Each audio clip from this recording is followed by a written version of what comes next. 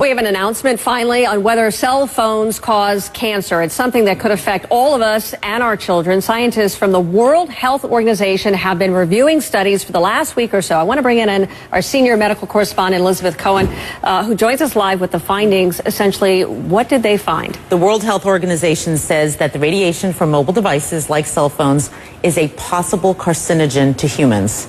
This is a very big deal because you and I have done segments about this before. Sure. It has gone back and forth. And this is really the first time that a large group, and it doesn't get any more sort of prestigious in many ways than the WHO, to say that it's a possible carcinogen.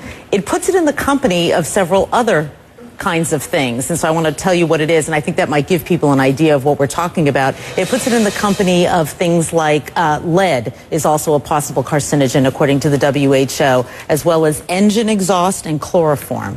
So that sort of gives you an idea of the kind of risk that we're talking about So here. I can't help but ask, I mean, should we be alarmed? Should we be freaking out over this information? You know what? I really hope that people who are listening to me are not freaked out. For two reasons. One, they won't do the right thing, and we'll talk about what the right thing is in a minute. And two, they'll panic, and that's kind of silly because all these years we've been on cell phones and holding them to our heads, which is what we're talking about as being bad. That's done. You can't do anything about that. And if you're on the phone right now, you don't need to drop it. You know, it's not that kind of a carcinogen. It's a kind of a carcinogen, or allegedly, possibly, that would build up over time. One phone call, doctors tell me, is not going to give you cancer. So what should we be doing? With this new information, what on earth should we be doing now? We are so lucky that there is something that we can do, because a lot of medical problems we can't, but we're lucky that there is something, and I am holding it in my hands right now. You use a device to keep that phone away from your head. Okay, I'm going to make it very simple.